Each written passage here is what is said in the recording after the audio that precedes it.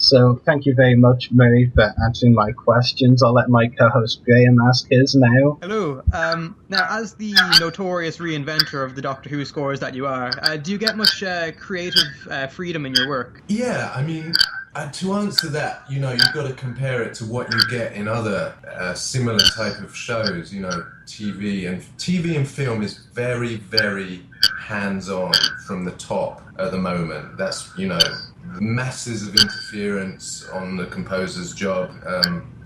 If you're in America, 99 times out of 100, you're just asked to copy the temp score that's been put in. That, by comparison, is a very restrictive way of working and very unfree. Definitely compared to that, the relationship I have with Stephen, that he puts a lot of trust in me, and that's really, really nice. So I guess I have some freedom comparatively, yeah. Cool. Well, I personally find your work very unique, and I was wondering if you could share some of your inspirations to your work, if anything initiates a stimulus response to your work. Well, it's the combination of my relationship with music generally and my relationship with Doctor Who. I mean, there isn't any other show. Once you get into a rhythm with a show, after 3, 4, 5 episodes maybe, you start to feel, I know what this is about. I sort of know.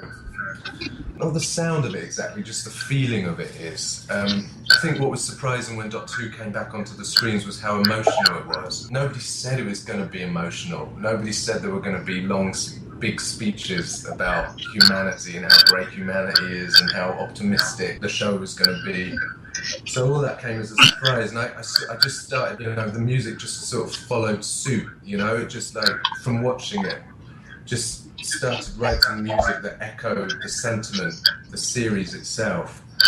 For me, I got a relationship with music like any fan of music. I use it to uplift myself when I'm down. I like inspirational music. I love, all kinds of music from Stevie Wonder, The Smiths, Lou Reed, Velvet Underground, and all that to Schnittke, Shostakovich. It's, music's just got a thing about it that's beyond any other kind of art form, in the way that it can lift you up without any language and sometimes even without any complication. So it's a long-winded way of answering. That's just how I approach each episode, is to try and bring in some of the, the kinds of music that I love onto a kind of show that I love. It's very clear that you're passionate about your work, so when you create your character themes, how do you sort of dissect each section of the allocated slot for them, as no character theme is necessarily the same? So yeah, it's not. No, I'm not necessarily the best analyst of how I work, because without going into a whole load of voodoo about it, I sort of rely a little bit on unconscious decision making. Like I guess we all do, like all people, whether they're in the arts or anything else. The unconscious plays a big part of it.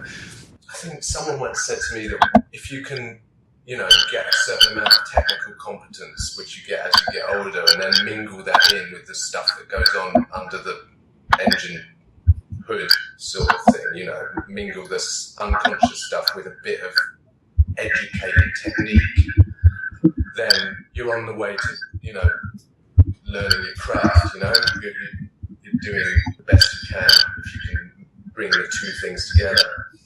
Thanks for answering my questions. I have just the one more. Ruari kind of touched upon this before with your Doctor Who work. I would just like to know if there's a particular piece of music that you've made that you're proud of outside Doctor Who, or just on your career as a whole. Since people have started noticing the Doctor Who music, I've like got asked to do other stuff, like commissions, for concerts and stuff like that. And I did something for my. I lost a brother. I had a brother who died, and I got asked to write a piece of music for the Barbican in London. And they said, "What do you want to write about?" And I just said, "I want to write a piece about my brother." And they decided to make it the headline piece of the gig. So the concert was called "When My Brother Fell into the River."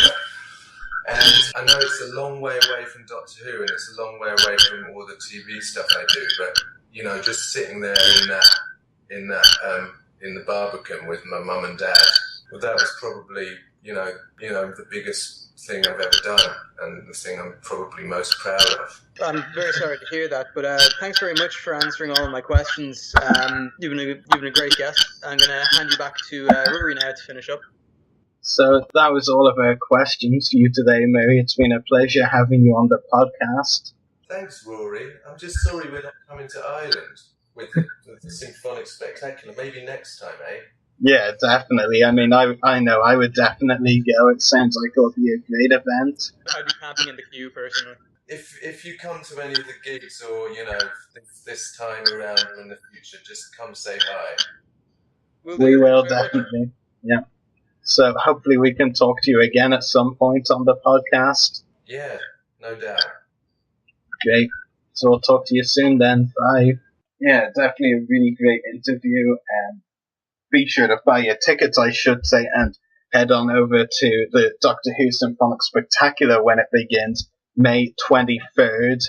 And it will be across a few venues. It runs from the 23rd to 29th. And yeah, when we wrap up the show now, we'll give you the links, and including the links will, of course, be a link to where you can buy your tickets if you want to go and are a Doctor Who fan. So make sure to check out our YouTube channels. The podcast is www.youtube.com/users/everythinggeekcast. Mine is www.youtube.com/users/separatist-destroyers. Check out our Facebook page, www.facebook.com/everythinggeekpodcast. Check us out on Twitter, twitter.com/everythinggeekp. Check us out on Instagram, instagram.com/official-everythinggeekpodcast. Check out our Mixcloud profile, www.mixcloud.com/everythinggeekpodcast. Email us at the below email, everythinggeekpodcast@gmail.com. Check out Graham's publications on Wattpad, www.wattpad.com/user/Graham Kavanagh. Check out Mary God on Twitter, twitter.com/MaryGod. Check out the Doctor Who Symphonic Spectacular on the Doctor Who website where you can buy your tickets. The event starts on May 23rd. www.doctorwho.tv/events/Doctor Who Symphonic Spectacular. And check out Channel 113 where we broadcast live from. www.channel113.com. So geeks out, everyone. Geeks out.